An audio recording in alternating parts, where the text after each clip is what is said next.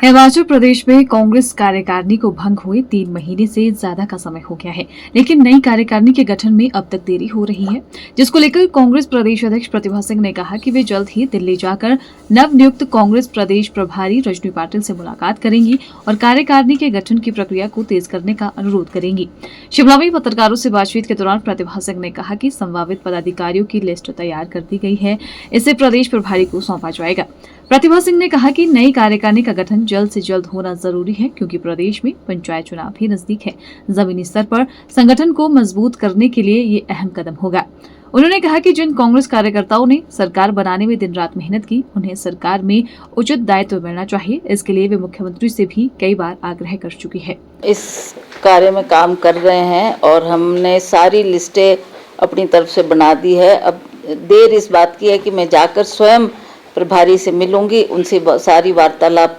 करूंगी और सारे चीज़ों से उनको अवगत करवाया जाएगा और शीघ्र हम एक कार्यकारिणी तैयार करेंगे जिससे हम सक्रिय होकर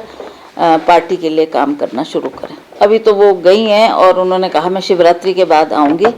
फिर उनसे बात करके ये पता लगेगा कि वो हिमाचल आएगी या मैंने भी दिल्ली जाकर उनसे व्यक्तिगत तौर पे भी मुलाकात भी करनी है और औपचारिक तौर पे भी उनसे मिलना है। तो ये कार्य जैसे ही वो लौटती हैं दिल्ली तो उनसे संपर्क करके मैं ये कार्यक्रम बनाकर उनसे बात करने के लिए अवश्य दिल्ली जाऊंगी। मैंने तो डे 1 से, जब हमारी सरकार बनी, डे 1 से मैंने इस मुद्दे को बार बार उठाया है।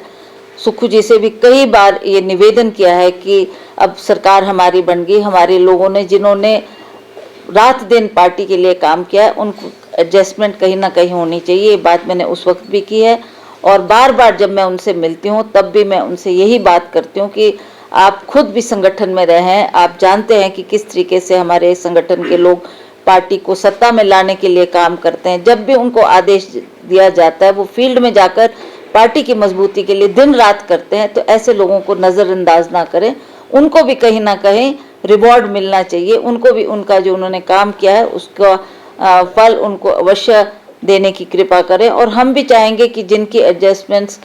सरकार में नहीं हो पाई है, कुछ अभी करेगी सरकार और उसके साथ साथ हम संगठन में भी उनको अहम ओहदे पर रखेंगे ताकि वो उसी मजबूती के साथ और उसी लक्ष्य के साथ काम करें। कुल हम इसी तरीके से इस पे वर्किंग कर रहे हैं और हमें इस बात का आभास है कि अगला जो ये चुनाव आएगा, पंचायती राज का चुनाव होने जा रहे हैं, उसमें चाहे वो हमारी जिला परिषद है, प्रधान लोग बनने हैं, बीडीसी बननी है, उसके लिए भी हमें आज से ही काम करना शुरू करेंगे और हम इसमें चाहते हैं कि अच्छा रिजल्ट आए और कांग्रेस को और ज़्यादा मजबूती मिले ताकि आने वाले जो चुनाव होंगे 27 में उसकी हम डट कर मुकाबला कर सकें। हमें खुशी है कि जो हमारे शुक्ला जी यहाँ के प्रभारी रहे, उनके कार्यकाल भी बहुत अच्छा रहा, उन्होंने भी बहुत समय दिया, बहुत हमारी मदद करी, सरकार को बनाने में उनका बहुत अहम रोल रहा और बहुत पॉजिटिव तरीके से उन्होंने उस वक्त जो जो हमारी ज़रूरत थी उन्होंने उन ज़रूरतों को देखा और उन मांगों को पूरा किया और टाइम बाउंड टाइम में उन्होंने उस काम को पूरा किया, जिसकी वजह से अच्छा परिणाम रहा और कांग्रेस की सरकार यहाँ बनी। अब उन्होंने स्वयं कहा कि मुझे अगर आप भार मुक्त कर दें, केंद्र से उन्होंने बात की और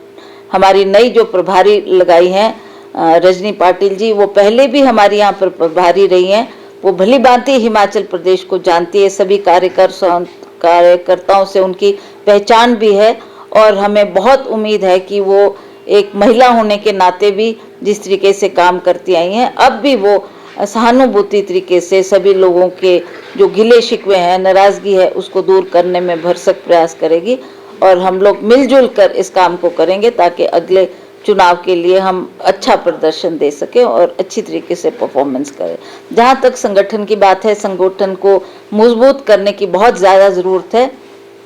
और हम इस कार्य में लगे हैं। हमने अपनी जो ग्राउंड वर्क है उसको हमने कर दिया है, लिस्टें हमने बना दी है, अब केवल मात्र उनसे चर्चा करनी है और वो क्या आदेश देती है फिर हम आगे बढ़ेंगे।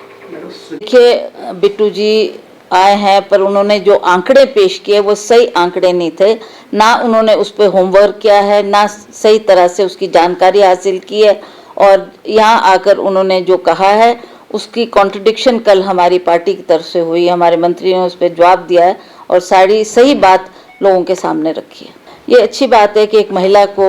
उन्होंने मौका दिया है, महिला वहाँ की मुख्यमंत्री बनी है। अब जो जो वायदे उन्होंने लोगों से किए हैं उस पर वो कितना खरा उतरती है, उस बात का हम इंतज़ार करेंगे और देखेंगे कि किस तरीके से उनकी कार्यकारिणी में वो काम करते हैं और किस तरीके से लोगों की जो उम्मीद उनसे है उसको किस तरीके से पूरा करते हैं। हमें खुशी है कि कांग्रेस के कार्यकाल में भी